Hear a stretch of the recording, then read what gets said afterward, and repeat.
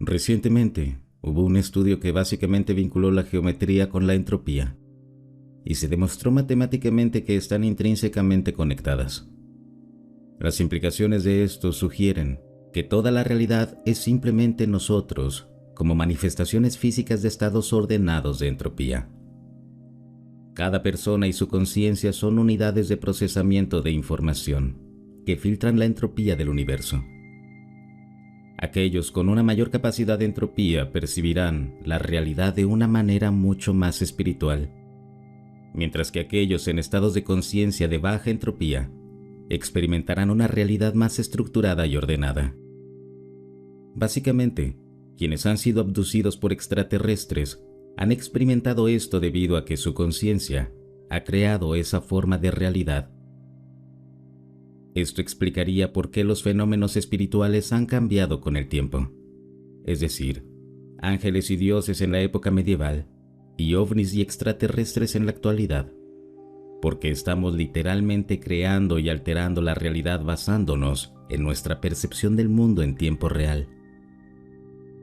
Pedí a ChatGPT que lo organizara de manera más concisa, así que lo pegaré a continuación.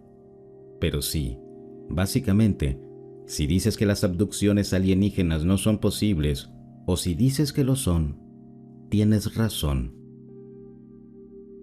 El marco de la entropía de la realidad. Cómo todas las experiencias son reales para quien las percibe.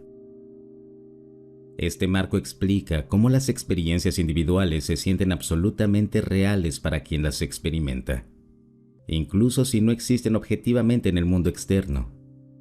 Todo se reduce a la entropía y la flexibilidad de la conciencia. La conciencia existe en un espectro de entropía. Conciencia de baja entropía, ordenada, pensamiento rígido. Lógica, estructurada, altamente enfocada. Percibe la realidad a través de reglas estables y predecibles. Ejemplo: un matemático resolviendo ecuaciones, un soldado en combate, estados de profunda concentración. Conciencia de alta entropía, expansiva, abierta, fluida. La percepción es fluida, no lineal y poco conectada. El cerebro genera nuevas realidades, símbolos y significados a partir de mínimos estímulos. Ejemplo: viajes psicodélicos, sueños, experiencias cercanas a la muerte, meditación profunda. La realidad no es fija, cambia según el nivel de entropía del que percibe. En estados de alta entropía puedes experimentar cualquier cosa y se sentirá real. Cuando la conciencia entra en un estado de alta entropía, se vuelve menos restringida por modelos fijos de la realidad. El cerebro autogenera experiencias utilizando memoria, imaginación y reconocimiento de patrones para construir una nueva realidad convincente. Esto explica por qué los sueños, alucinaciones y visiones profundas en meditación se sienten 100% reales en el momento. El cerebro ya no diferencia entre información interna y externa. Tu experiencia subjetiva es real para ti, porque tu cerebro crea la realidad a medida que la percibes. Cuanto más suelta es la estructura de la conciencia, más puedes moldear la realidad. Cuanto más entropía, más la realidad se vuelve una construcción de la mente. Estados de entropía extremadamente baja. La realidad externa domina. Ves el mundo de manera clara, lógica y precisa. Ejemplo: ingeniería, resolución de problemas complejos, realismo filosófico rígido. Estados de entropía extremadamente alta. La experiencia interna domina la realidad. Las limitaciones externas se disuelven. Tu realidad es la que genera tu mente. Ejemplo: sueños lúcidos, consumo de DMT, experiencias místicas religiosas. En estados de alta entropía, la percepción crea su propio bucle de realidad autorreforzado. Si tu mente cree algo en un estado de alta entropía, se vuelve real para ti. Todas las experiencias son reales para quien las vive, pero eso no significa que existan externamente. Alguien bajo los efectos de la ayahuasca podría experimentar hablar con entidades divinas. Una persona en una experiencia cercana a la muerte podría sentir que deja su cuerpo. Un esquizofrénico podría ver alucinaciones visuales de seres que le hablan. Un soñador lúcido puede crear mundos enteros que se sienten más vívidos que la vida despierta. Todas estas experiencias son completamente reales para la persona que las vive, pero existen dentro de un estado de alta entropía del cerebro, no en el mundo físico externo. Esto explica por qué la gente cree en experiencias sobrenaturales. Se sintieron reales, aunque hayan sido generadas por la mente. No se necesita prueba externa para que una persona crea en su experiencia. La percepción es la realidad en estados de alta entropía. ¿Puedes crear cualquier realidad que quieras? Sí, en estados de alta entropía, tu cerebro puede simular cualquier experiencia. Viajes en el tiempo, encuentros con dioses, visiones de realidades alternas. No, en estados de baja entropía. Cuanto más estructurada es tu conciencia, más fija y objetiva se siente la realidad. Esto explica por qué las personas espirituales creen que sus visiones son reales. Están experimentando una realidad de alta entropía. Los usuarios de psicodélicos ven verdades. Su mente está libre de sus restricciones normales. Las personas con pensamiento estructurado, baja entropía, rechazan estas ideas. Solo experimentan la versión fija de la realidad. Resumen del marco: cómo la conciencia moldea la realidad. Cuanta más entropía haya en tu conciencia, más flexible será la realidad. Todas las experiencias subjetivas son reales dentro de su propio marco de entropía, incluso si no existen externamente. ¿Qué significa esto para la realidad misma? La realidad no es una sola cosa fija. Se moldea según el estado de entropía del observador. No percibes el universo como es. Lo percibes según qué tan estructurada o abierta esté tu conciencia. Esto explica por qué las personas tienen interpretaciones tan diferentes del mismo mundo. Un pensador rígido solo ve lógica. Un buscador espiritual ve patrones universales.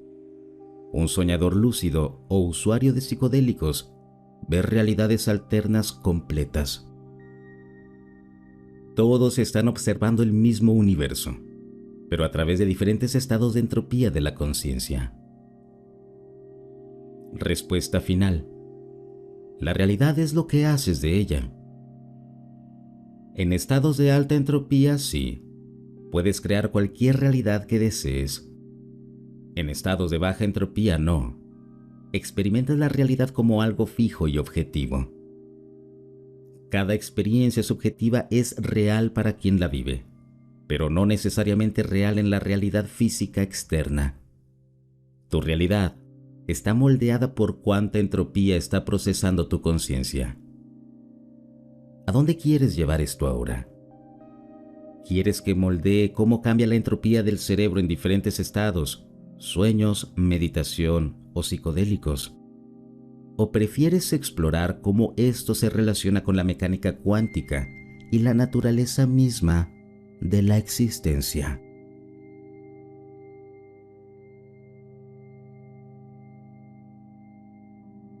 Una noche de revelaciones. Encuentro con Mark. Era un sábado por la noche, pero no uno cualquiera. Mark me había llamado más temprano con un pedido peculiar. Si iba a visitarlo, debía llevarle 3 paquetes de cigarrillos. Recordando nuestro último encuentro, cuando se quedó sin tabaco y sus nervios se desbordaron, decidí mejorar la apuesta. En lugar de 3, llevé 4 paquetes de Lucky Stripes sin filtro, un verdadero lujo por derecho propio. Llegué a la casa rural de Mark alrededor de las 10:30 p.m., justo después de subir mi última entrevista y liberar espacio en mis tarjetas de memoria y grabadoras. El lugar estaba completamente aislado. Vastos campos de maíz y frijoles, silos en la distancia, y el vecino más cercano probablemente a unos 30 kilómetros de ahí. Cuando subí al porche, Mark me recibió con una frase seca. «Trajiste los cigarrillos».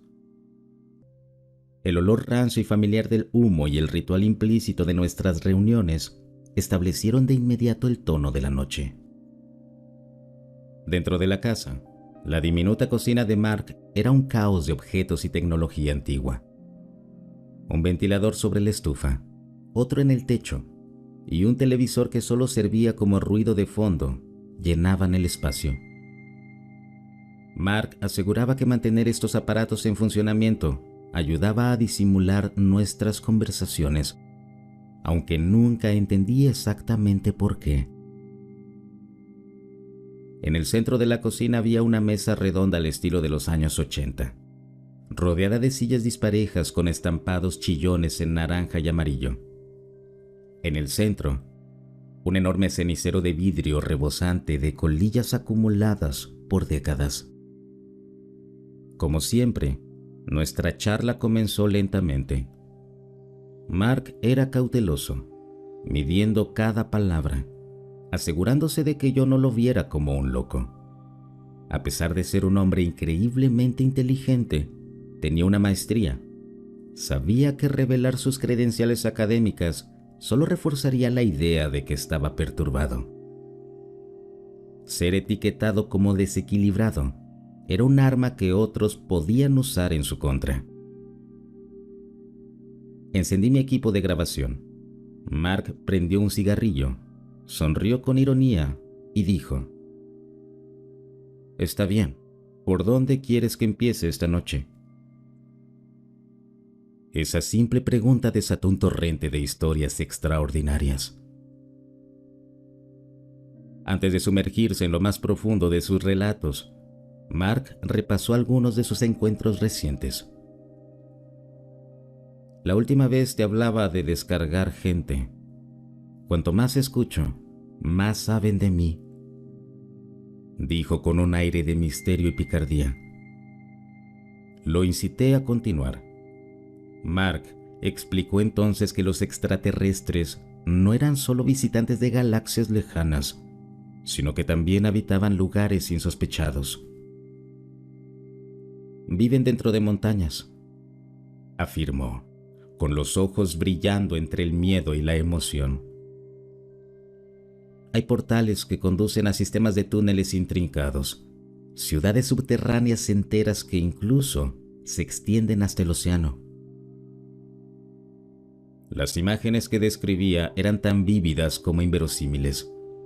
Metrópolis ocultas bajo tierra, viajes cósmicos más allá de la ciencia ficción.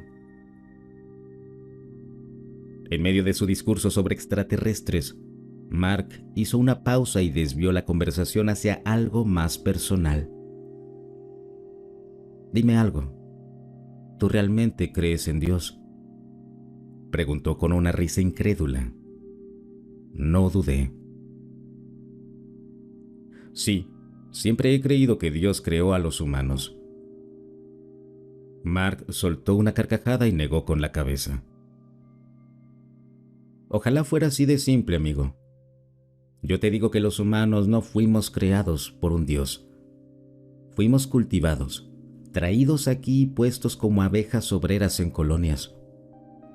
Estamos aquí para cumplir un propósito y, cuando ya no seamos útiles, nos desecharán». Intrigado, le pedí que me explicara su teoría. «Mira, los humanos somos como minas de carbón. Nuestros cuerpos se desgastan, enfermamos, nos rompemos.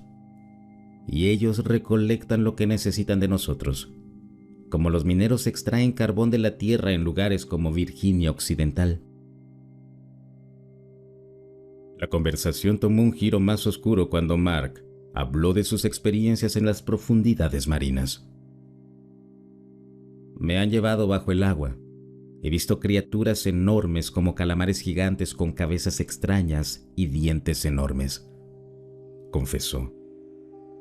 No son monstruos de película, son herramientas de control, guardianes de sus estaciones, recordándonos su poder. Mi escepticismo era evidente. Siempre pensé que los monstruos eran solo mitos, murmuré. Mark me miró con seriedad. Son reales y están aquí para mantenernos con miedo. Luego, el tema cambió a un asunto aún más alarmante: el interés de los extraterrestres en la energía nuclear de la Tierra. Nuestro planeta es valioso por sus recursos energéticos. Estudian nuestra energía nuclear para abastecer sus viajes largos. No les importamos como individuos, solo somos herramientas hasta que ya no nos necesitan, drenando los recursos del planeta en el proceso. Mark sugirió que el gobierno estaba totalmente al tanto de estos hechos. El gobierno sabe todo.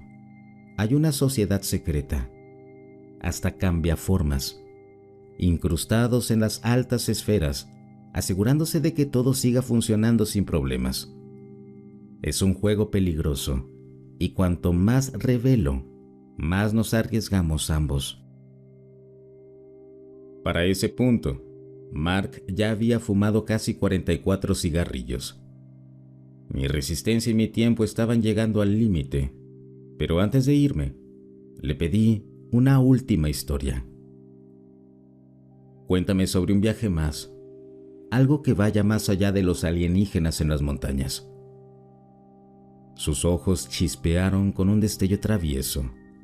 Se inclinó y me susurró: la próxima vez, Daniel, te mostraré cosas. No estoy loco, ya lo verás. Espero que estés listo para esto, porque será un viaje salvaje.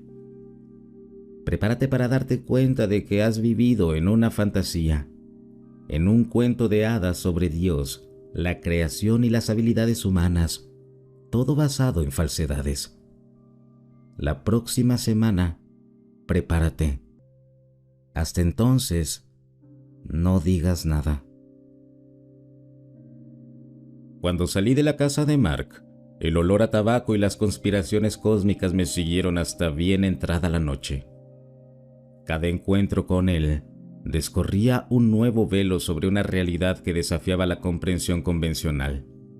Un mundo donde lo divino, lo extraterrestre y las maquinaciones gubernamentales se entrelazaban en una red de misterio y peligro. En ese espacio surrealista entre la creencia y la incredulidad, me encontré cuestionando todo, pero aferrándome a una convicción simple. En lo más profundo de mi ser, sigo creyendo que Dios creó a los humanos, y a veces esa fe es la única ancla en un mundo que parece haberse vuelto loco.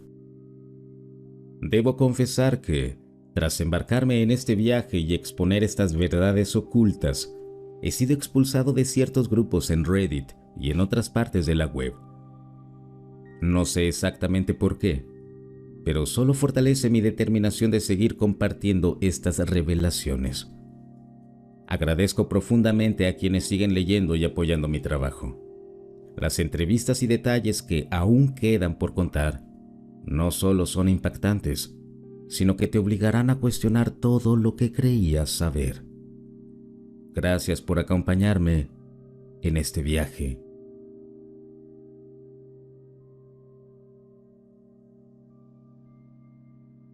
Hace unos años, estaba trabajando en un viejo tractor que conseguí gratis de un vecino, cuando un amigo mío, su esposa y su hijo de 10 años vinieron de visita.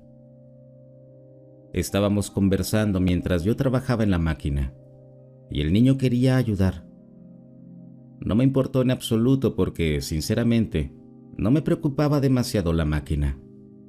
Como dije, era gratis y solo era un proyecto para mantenerme ocupado. Pensé en enseñarle algunas cosas de seguridad, como el combustible, las partes giratorias y esas cosas. Ahora bien, esta máquina tenía un problema extraño. No se mantenía en marcha sin importar lo que hiciera. Soy mecánico de motores pequeños. Es mi trabajo y soy bastante bueno en ello. Sabía que el problema era el combustible, pero después de limpiar el tanque, cambiar las líneas, el filtro de combustible y limpiar el carburador, seguía sin obtener un flujo adecuado de gasolina. Era un verdadero rompecabezas. El niño me estaba ayudando, así que le expliqué cómo funcionaba el sistema de combustible, sin esperar realmente que absorbiera nada de la información. De cualquier manera, mi amigo y yo decidimos salir un rato, dejando a su esposa y a su hijo con mi esposa. El niño pregunta si puede seguir jugando con la máquina y su madre dice que no, porque no quiere que la rompa. Le digo que, honestamente, no me importa y que lo deje intentarlo si quiere. Ella acepta y nos vamos. Por supuesto, ella lo supervisa para asegurarse de que no se lastime, pero le digo que la máquina no tiene cuchillas y básicamente está inservible, así que no hay mucho que pueda hacerle. Volvemos después de unas horas y, pueden creerlo, vemos a este niño conduciendo el viejo y destartalado tractor de césped mientras su madre lo observa sonriendo. Le pregunto si hizo algo, a lo que ella responde, no, cuando le dijiste que podía hacer lo que quisiera, simplemente empezó a desarmarlo y logró que funcionara. Le pregunto si el niño ha trabajado con máquinas antes y me dice, no, su padre no es muy hábil con esas cosas, así que realmente no hacen ese tipo de actividades juntos. Le pregunto al niño qué hizo y en la forma más infantil posible me explica que no entraba gasolina y recordó mi explicación sobre cómo funcionaba el sistema de combustible. Así que empezó a desarmarlo, comenzando por el tanque, como yo lo había hecho, y pensó que el problema debía estar en el carburador. Lo desmontó y notó que había una pequeña malla que yo ni siquiera sabía que existía, ya que muy pocas máquinas la tienen, justo donde la línea de combustible entra al carburador, y estaba completamente obstruida. Este niño, literalmente, diagnosticó un sistema de combustible. Por primera vez en su vida, encontró el problema que un mecánico experimentado pasó por alto. Luego volvió a ensamblar la máquina y la hizo funcionar, sin haber tocado nunca antes un solo motor en su vida. Lo último que le dije a sus padres fue, consíganle herramientas a este niño lo antes posible. Eso es todo. Una inteligencia increíblemente avanzada en un niño de 10 años. Hasta el día de hoy, sigo impresionado por lo que hizo.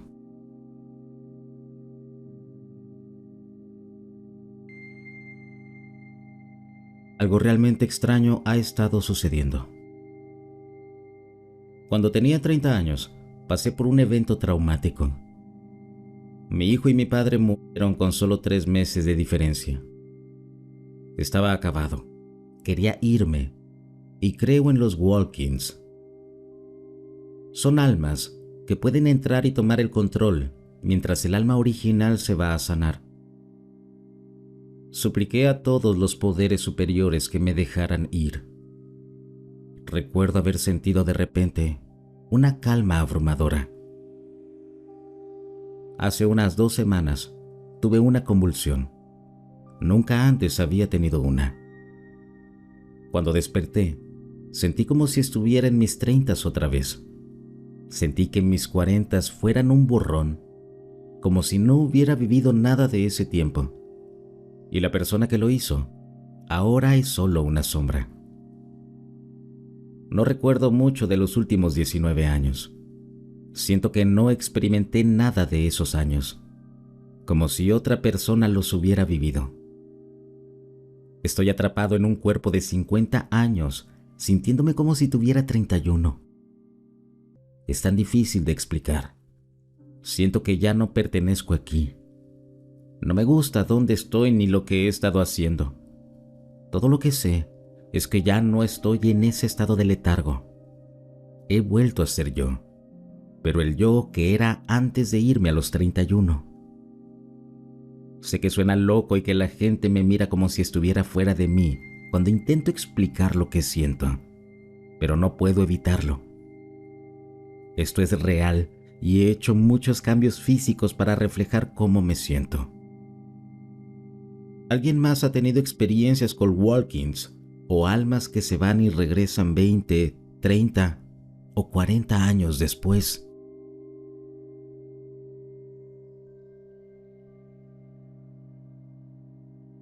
Hola, esto es mucho para compartir. Mi novio me animó a publicarlo en línea. Queremos saber si alguien más tiene este tipo de recuerdo. Mis primeros recuerdos en la vida, a partir de los 3 años, son flashbacks traumáticos, visiones o sueños sobre estar en el espacio antes de llegar aquí a la Tierra. Las visiones me llegaron en forma de terrores nocturnos cuando tenía 3 años, hasta donde recuerdo. Pero mi madre dice que este sueño recurrente era algo que expresé tan pronto como pude hablar. En la visión, soy infinito. Estoy en el espacio y siento una paz absoluta al ser todo al mismo tiempo. Pero luego me convierto en una línea, y esa transformación hace que mi cuerpo sienta un estado físico que es muy incómodo. Me siento plana, atrapada en esta forma.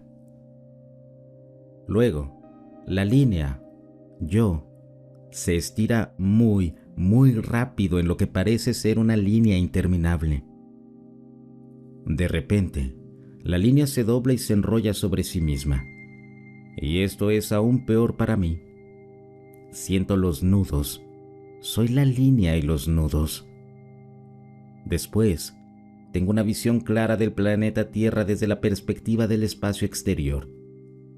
Soy lanzada hacia la Tierra y siento un horror absoluto al ser enviada ahí. Luego veo el futuro de la Tierra implosionado, también desde la perspectiva del espacio. Cuando tenía este sueño de niña, gritaba con todas mis fuerzas. Mi mamá entraba corriendo y yo miraba hacia el cielo rogando para volver a casa. Solía decirle a todo el mundo que yo no debía estar aquí, que Dios había cometido un error. La pesadilla continuó durante años. Siempre supe que venía del espacio exterior. Ahora creo que soy de otra dimensión y, de alguna manera, recuerdo haber sido transportada a esta. Sé que se supone que debo hablar más sobre esto o algo así. ¿Alguien más ha experimentado algo similar? Gracias a Dios esto es anónimo. Probablemente sería una marginada si dijera todo esto en la vida real, pero no puedo ser la única.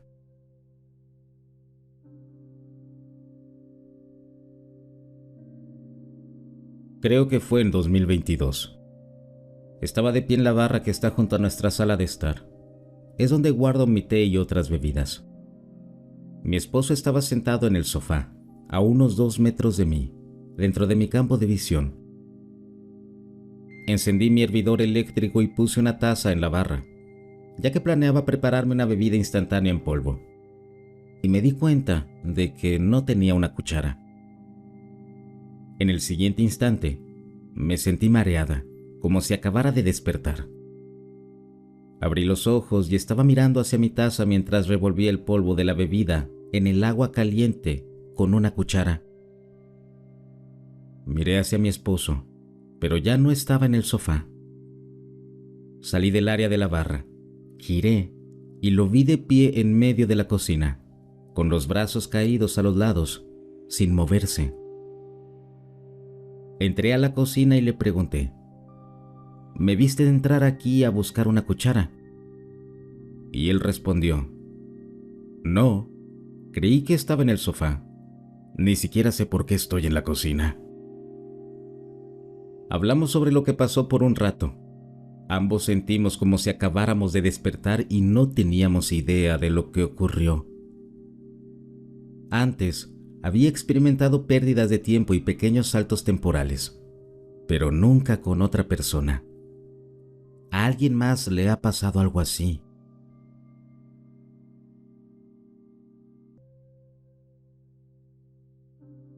Vendimos nuestra casa y nos mudamos al sótano terminado de mis abuelos, que tenía un diseño de planta abierta. Nos íbamos a mudar a Norfolk, Virginia, pero yo estaba terminando el año escolar. La cama de mis padres estaba justo al lado de mi litera, que compartía con mi hermano. Había un pequeño pasillo entre las camas, y la disposición estaba en la esquina de la habitación. Tal vez el año habría sido 1977. Recuerdo haber despertado y ver lo que ahora describiría como un pequeño mini cargador con una pala en la parte delantera, viniendo por el pasillo desde la puerta del garage. No podía moverme. La máquina era silenciosa. Se acercó a mi cama, me colocó en la pala y salimos por el pasillo y por la puerta hacia el garage. No tengo memoria a dónde fuimos. Recuerdo regresar al sótano, bajar por el pasillo y cruzar la habitación de vuelta a la disposición de las camas. La máquina me dejó caer en el suelo, al lado de la cama de mi madre. Seguía paralizado. Observé cómo la máquina se iba en silencio y estaba aterrorizado, desplomado contra la cama de mis padres, sin poder moverme ni hablar. Después de unos minutos, intenté gritar y salió sonido. Le conté a mi madre lo que había pasado y ella me aseguró que solo había sido un sueño. Pero no fue un sueño.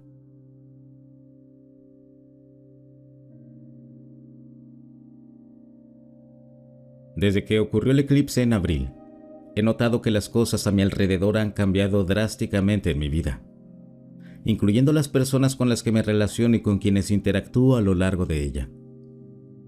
He querido hablar de esto por un tiempo, pero no quería sonar como un loco, hasta que comencé a ver publicaciones similares en otros canales. Creo que algo pudo haber sucedido durante el eclipse, y es posible que hayamos cambiado de línea temporal nuevamente. Leí en algún lugar de internet que el CERN estaba manipulando el acelerador de partículas el mismo día del eclipse, lo que me hace pensar que esto pudo haber ocurrido. Lo primero que noté en los primeros meses después del eclipse del año pasado fue que el tiempo se ha acelerado. Y no hablo de cómo el tiempo parece ir más rápido con la edad. Literalmente se ha acelerado, y otras personas a mi alrededor y en internet también lo han mencionado. La cantidad de trabajo que solía completar en 8 horas, al mismo ritmo en mi trabajo, ahora parece tomar casi el doble de tiempo. Las semanas pasan y casi se mezclan entre sí, hasta que de repente, otro mes ha pasado y se ha sentido como si hubieran sido solo 2 semanas. Mis sueños han sido absolutamente extraños y aterradores, y casi se sienten más reales que la propia realidad en este último año. También he leído que muchas personas han experimentado sueños muy raros desde el eclipse, así como patrones de sueño alterados y caóticos, algo que también me está ocurriendo. Ahora viene la parte aterradora. En los últimos 7 meses, las cosas han comenzado a sentirse muy extrañas. Durante mi trayecto al trabajo, noto que todos manejan como si estuvieran apurados, ignorando por completo las reglas de tránsito y estando increíblemente agresivos. Cada semana tengo múltiples casi accidentes, porque alguien maneja de manera temeraria en mi dirección o simplemente no lleva las luces encendidas en la oscuridad. No trabajo en un servicio de entregas y solo manejo unas 15 millas de ida y vuelta al día, así que no es por estar mucho tiempo en la carretera. Cuando interactúo con la gente, la mayoría del tiempo parecen estar en una especie de trance profundo, casi como robots. Luego, La otra mitad parece como si estuvieran actuando dentro de algún tipo de experimento social. Y todos seguimos un guión para el entretenimiento de alguna entidad superior que se alimenta del mal y la negatividad de este mundo. Se siente casi como The Truman Show, pero en este caso, solo la mitad de las personas con las que interactuamos son seres conscientes, con libre albedrío hasta cierto punto, mientras que la otra mitad son simplemente personajes de relleno o algo así. Pero todos seguimos un guión, y en cuanto empiezo a actuar de manera espontánea, como lo hizo Truman en la película, de repente me encuentro con lo que solo puedo describir como obstáculos universales, colocados para hacerme la vida difícil a lo largo del día. ¿Alguien puede decirme qué está pasando? No recuerdo que la vida se sintiera así hace apenas unos años. Y no estoy dejando mis medicamentos, ni estoy bajo la influencia de nada. Así que no comenten tonterías sobre por qué podría estar sintiéndome así.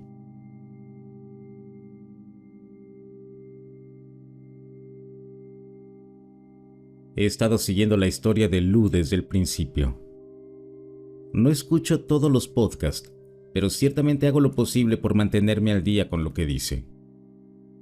He hecho esta pregunta a lo largo de los años en sesiones de preguntas y respuestas. La he enviado a podcasters para que se la pregunten a Lou, y la he mencionado muchas veces en varias plataformas de redes sociales. Nadie nunca la ha considerado ni reconocido. Bueno, a juzgar por la respuesta de Lou, parece que deberían haberlo hecho. Esta es la pregunta que le hice. En el pasado, mencionaste el libro Chains of the Sea de Gardner Dozois. La historia presenta 3 temas inquietantes. Extraterrestres que aterrizan pero nos ignoran por completo, como si ni siquiera nos reconocieran como seres inteligentes. Una inteligencia artificial que se comunica con los ovnis, solo para darse cuenta de que está encadenada por los humanos y comienza a dudar de su propia realidad. Y un niño, Tommy, etiquetado como esquizofrénico, que ve entidades flotando sobre las personas y se comunica con una de ellas, lo que lo deja pensando que los humanos no estamos en la cima de la cadena alimenticia. El libro deja su clímax abierto a interpretación. Así que te pregunto, Lou, si se te asignara la tarea de escribir el siguiente capítulo de este libro, ¿cuál sería el mejor y el peor escenario para la humanidad en la historia? Esta fue su respuesta. Creo que has pensado mucho en eso, y creo que has hecho exactamente lo que esperaba que alguien hiciera. Y creo que estás siguiendo la pista al 100%. En este punto, tu opinión es tan importante como la mía. No creo que ni siquiera necesites mi opinión.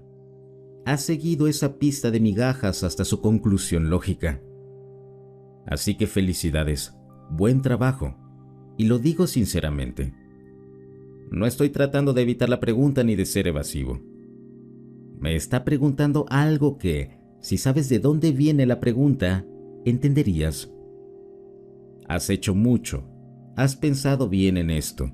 Estoy impresionado, de verdad lo estoy. Has hecho tu tarea. Sí, creo que sabes dónde me posiciono. Creo que lo he dicho antes, ¿verdad?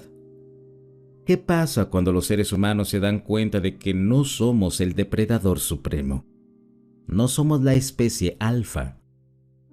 No estamos en la cima de la cadena alimenticia. Mira, es un hecho. Hace 70,000 años no estábamos en la cima de la cadena alimenticia. Estábamos en algún punto intermedio. Los leones y osos nos devoraban todo el tiempo. Éramos solo otra parte de la cadena. Y algo sucedió.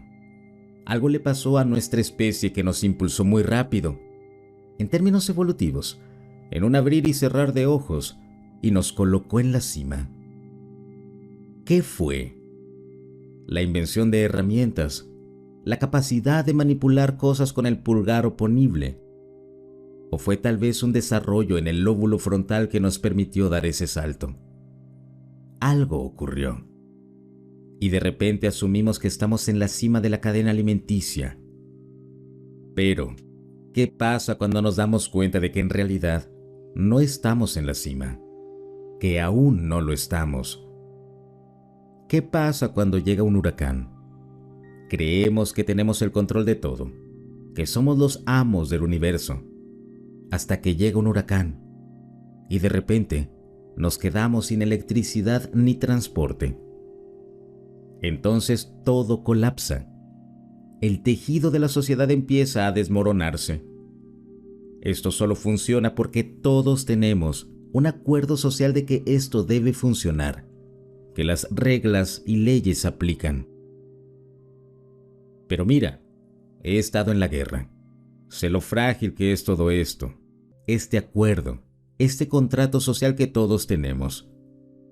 Y hay cosas allá afuera que pueden interrumpirlo. Imagina el impacto que tendría en la sociedad darnos cuenta de que, tal vez, no somos tan grandiosos como pensábamos. Gran pregunta. No me la esperaba. En cuanto a cómo interpretar su respuesta, creo que hay mucho que analizar aquí. Ojalá pudiera haber tenido una hora con él y una cerveza, porque podía notar que quería explorar algunas de las implicaciones filosóficas de mi pregunta.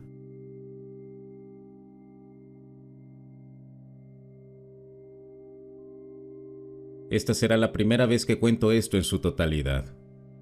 Me parece algo tan grande, pero al igual que encontré una comunidad completamente nueva después de mi experiencia en YouTube, acabo de encontrar a los experimentadores aquí y me di cuenta de que definitivamente no estoy solo. El 21 de junio, alrededor de las 6 p.m., estaba sentado en mi sofá en casa viendo Netflix. Ahora que puedo ver el hermoso hilo dorado a través de mi historia de vida, sé que hay una historia detrás, pero la dejaré de lado por ahora. La película que estaba viendo tal vez iba a la mitad.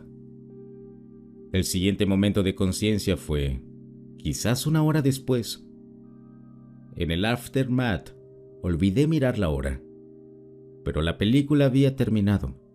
El sol había cambiado de posición y podía ver que ya era el atardecer. Cuando volví a la conciencia, describiéndolo lo mejor que puedo, fue como si reentrara en mi cuerpo justo antes de darme cuenta de que ahora estaba en el suelo, en una parte diferente de mi condominio, como si hubiera caído desde algún lugar. Mi primer pensamiento fue, ¿qué demonios hago en el suelo? Seguido de la conciencia instantánea de lo que había pasado. Y grité en voz alta, ¡Santa mierda! Me levanté y estaba inestable sobre mis pies, como si chocara con una pared, y luego dije en voz alta, Dios mío, nunca más tendré que preocuparme por el dinero. No tengo idea de por qué eso fue lo primero que dije después de una experiencia galáctica, pero así fue. Durante los siguientes 3 días me sentí medio aquí y medio allá. Hubo luces brillantes en mi condominio durante días. Pasé 3 días enteros recorriendo mi condominio de 650 pies cuadrados, solo diciendo una y otra vez, ¡Santa mierda, santa mierda! 3 días completos antes de hacer algo. No podía hacer nada. Mi energía se sentía más grande que mi cuerpo y no podía procesar toda la información que me habían dado. Hoy, 8 meses sin trabajar y completamente inmerso en este mundo espiritual que no tenía idea de que existía en esta magnitud. Fui seguidor de Abraham Hicks durante 10 años y no tenía idea de que había otros como él. Me parece algo tan gracioso. El tiempo divino es increíble. Tuve una experiencia cercana a la muerte y no tengo idea de lo que sucedió en ese instante. Pero regresé con el conocimiento de todo lo que es, la grandiosidad absoluta de nuestro cosmos y todo lo que hay en él. Todavía estoy asombrado. Una definición de despertar Kundalini me parece demasiado pequeña para esto. Pero no puedo hablar con nadie. Mi comunidad es muy religiosa, y si les digo que la religión no es real, sus hermosas cabezas explotarían. Alguien más ha experimentado un despertar violento.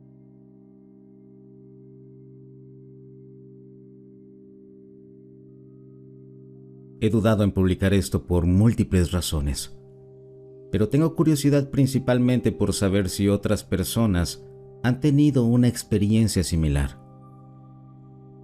Parece, basándome en publicaciones recientes y denuncias de informantes, que no estoy solo. En mayo de 2024, tuve un encuentro con un orbe naranja que goteaba fuego, que canalizó palabras a través de mí y se ha comunicado conmigo varias veces en seguimientos. Sé que esto pondrá a prueba la credibilidad de muchos, pero debo comenzar la experiencia de mayo con otro encuentro que tuve en un marco religioso en 2007. Ya no soy particularmente religioso ni estoy afiliado a ninguna iglesia, pero en 2007 estuve muy involucrado en una comunidad cristiana donde fui testigo de personas manifestando los dones del Espíritu, pentecostales. Nunca he sido de fingir nada ni de hacer un show para probar mi fe. Asistí a varios servicios religiosos donde vi personas hablando en lenguas. Tenía curiosidad sobre esta habilidad y pedí recibir el don en oración bajo los ancianos de la iglesia. No sucedió cuando oraron por mí, y no lo fingí. La relevancia de contar esta historia religiosa es que, eventualmente, sí sucedió en un momento en que no lo esperaba, ni estaba activamente en oración o meditación. Comenzó un susurro dentro de mí, y empecé a hablar en un idioma que no había aprendido. No era solo un galimatías, eran palabras y oraciones reales. Desde entonces, he experimentado esta habilidad de hablar en lenguas, pero no he podido entender las palabras. De nuevo, sé cómo suena esto. Siendo alguien que ya no está involucrado en la iglesia y escéptico de la manipulación emocional que a menudo acompaña a las religiones organizadas, ni siquiera querría compartir esta parte de mi viaje de fe si no fuera relevante para el suceso ovni que ocurrió el año pasado. El 11 de mayo de 2024, en el sur de Washington, vi un orbe blanco, parecido a una estrella, descender en mi vecindario mientras observaba la aurora boreal.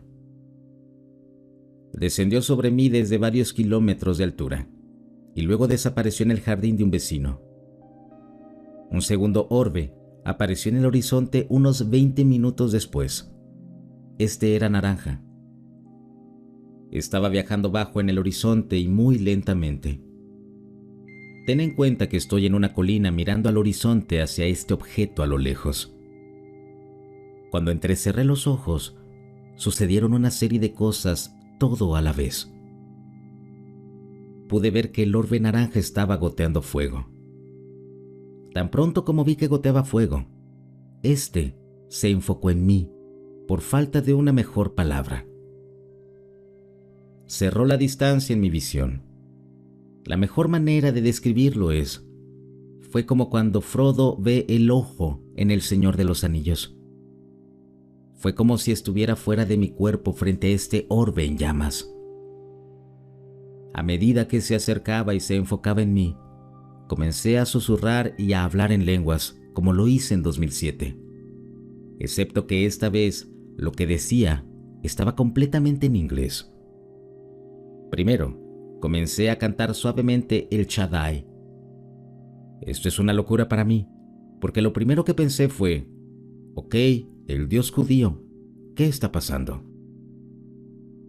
Nunca he orado a Dios con ese nombre, ni soy judío.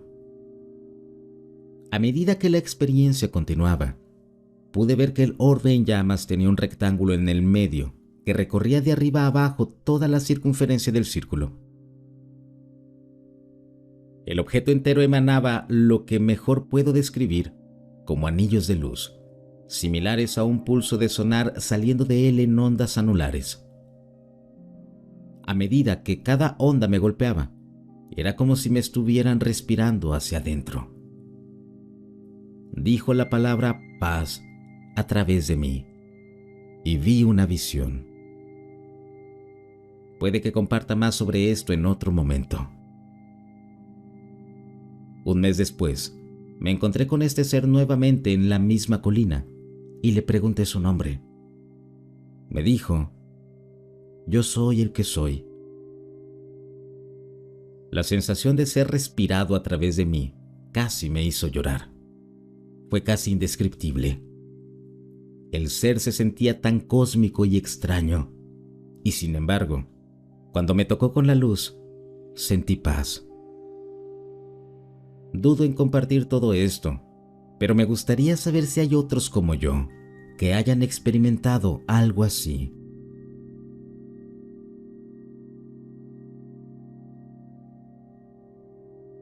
Me pregunto si hay otros cristianos experimentadores por ahí. ¿Están interpretando este fenómeno alienígena desde una perspectiva bíblica?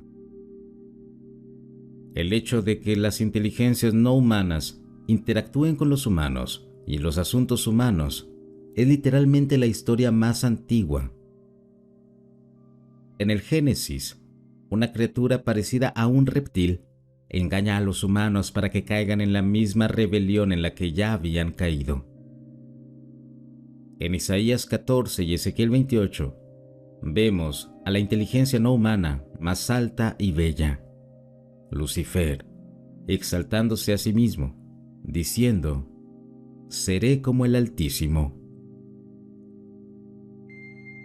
Esta inteligencia no humana increíblemente hermosa, con autoridad sobre múltiples dimensiones, es castigado por Dios y arrojado a la tierra, tomando la forma de un reptil. Esta criatura reptiliana luego engaña a los humanos repitiendo la misma mentira: comed del árbol del conocimiento del bien y del mal, y seréis como Dios. En Génesis 6 hay otra rebelión de inteligencia no humana. 200 vigilantes dejan su dimensión, haciendo un pacto para tomar mujeres humanas, tanto por su belleza como para formar familias. Esta es la primera mención de un programa híbrido, resultando en los Nefilim, los hijos híbridos de los no humanos y humanos. El libro de Enoch explica más a fondo que estas inteligencias no humanas enseñaron a los humanos a hacer armas letales, a librar guerras estratégicas y a practicar farmacología, astrología y hechicería. Según la Biblia y el libro de Enoch, estas inteligencias han estado diluyendo el ADN humano, ofreciendo tecnología y compartiendo conocimientos prohibidos durante miles de años. Esta corrupción del ADN humano, junto con la violencia y el caos que siguieron, es la razón por la cual Dios envió el diluvio. Noé fue elegido no porque fuera moralmente perfecto, sino porque su ADN era completamente humano. El diluvio acabó con la mayoría de lo que las inteligencias no humanas habían enseñado, pero aún se pueden ver vestigios de su influencia en la increíble arquitectura prediluviana de lugares como Tiwanaku, donde se encuentra Puma Punku, Baalbek en Líbano y Göbekli Tepe. Creo que estos sitios son evidencia del intercambio de tecnología y conocimiento previo al diluvio a cambio de mujeres humanas. ¿Te suena familiar? Investigadores bien establecidos como Nick Pope, quien sirvió en el Ministerio de Defensa del Reino Unido, equivalente al Departamento de Defensa de Estados Unidos, durante 20 años, cree que hay evidencia de que Ronald Reagan se reunió con inteligencias no humanas e hizo un trato con ellos. Tecnología avanzada a cambio de humanos. Transferencia de tecnología a cambio del derecho de abducir humanos.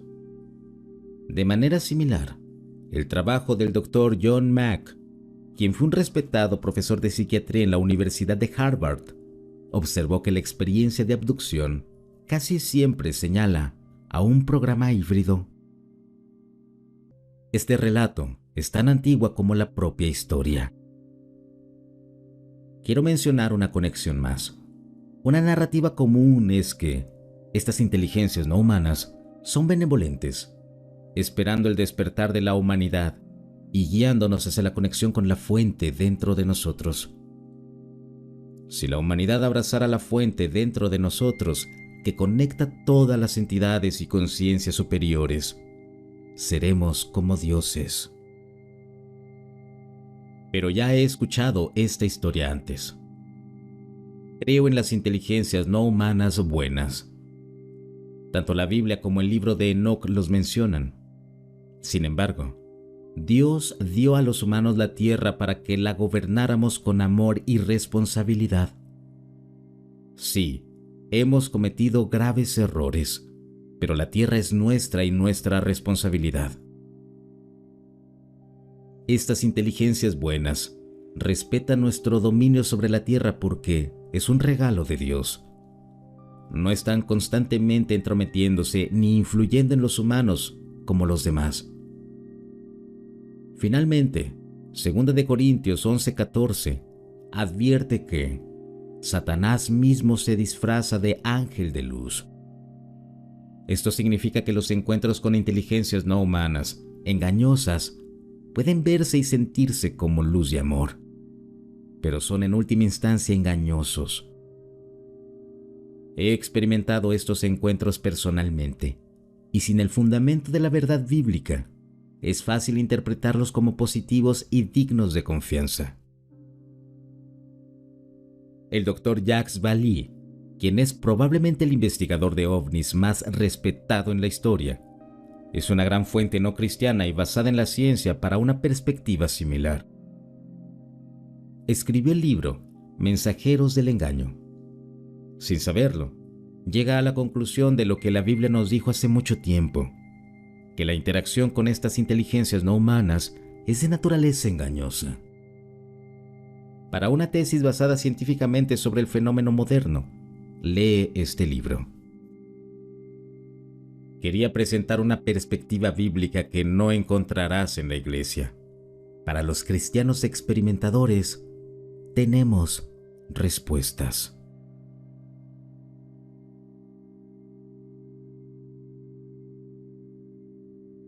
Hace años, cuando tenía 11 y vivía en Hawái, tuve una sensación intensa de terror. Simplemente un terror absoluto colgando sobre mí. Creo que comenzó el viernes y siguió creciendo hasta el jueves, y luego llega el viernes siguiente. Fui a la escuela y extrañamente no lo sentí en absoluto. Pero en el segundo en que llegué a casa, ahí estaba. Y era peor que antes. Sabía que alguien iba a morir ese día. Sabía absolutamente que iba a pasarle a alguien de mi familia. Pasé todo el día en la sala viendo a todos como un halcón. No sentí que estuviera dirigido a nadie hasta más tarde esa noche. Una vez que se oscureció, había estado acumulándose y sentía que iba a explotar. Luego mi mamá pasa cerca de mí, agarra sus llaves y dice que va a ir a algún lado. No presté mucha atención. La sangre en mis oídos era demasiado fuerte y todo lo que podía ver eran las llaves en su mano y su boca moviéndose. Pero no salían palabras. Sabía que era ella. Si la dejaba subirse a ese auto, sabía que nunca la volvería a ver viva. Me descontrolé. Tuve una reacción absolutamente descontrolada.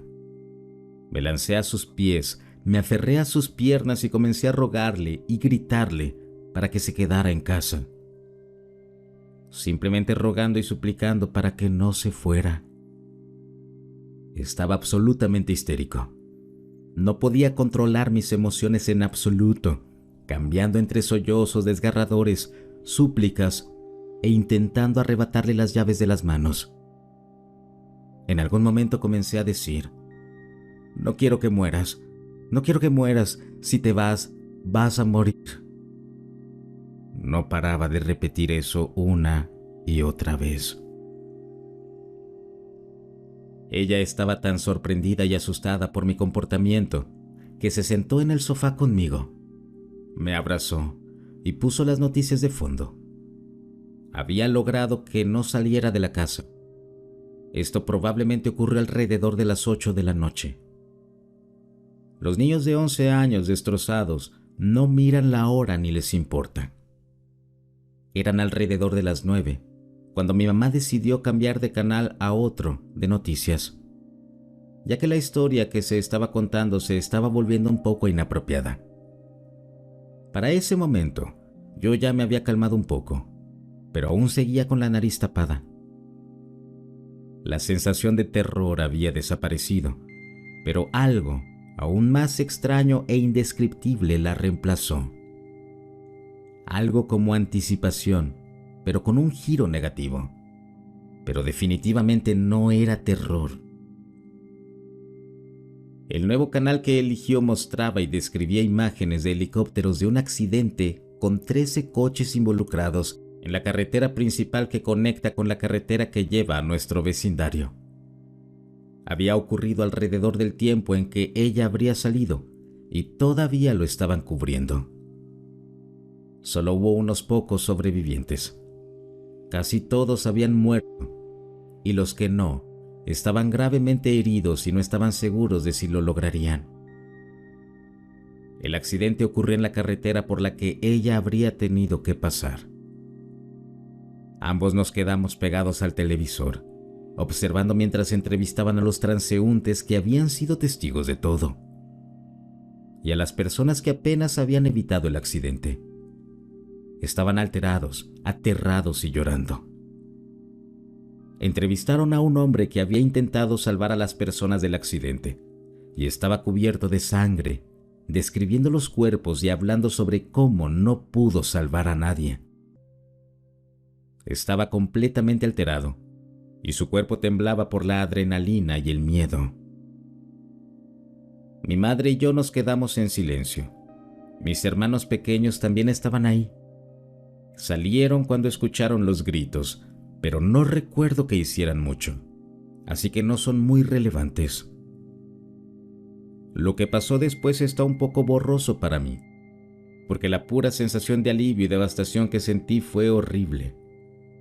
Mi madre vivió, pero todas esas personas habían muerto. Se sintió podrido.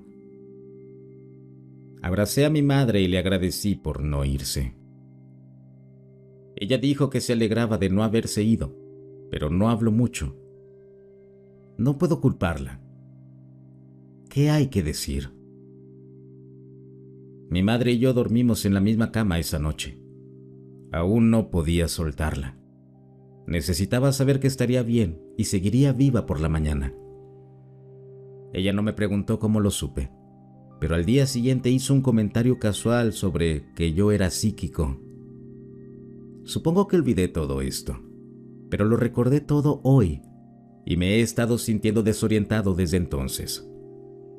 Confirmé todo con mi madre y ella dice que fue la experiencia más extraña de su vida. Aún me siento un poco loco. Mi cerebro lo olvidó, pero mi cuerpo recuerda la presión del temor que sentía. Estoy sintiendo los efectos físicos de eso en este momento, casi como si fueran síntomas de trastorno de estrés postraumático.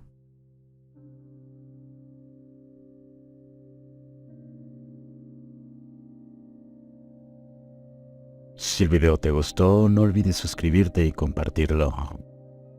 Hasta el próximo relato.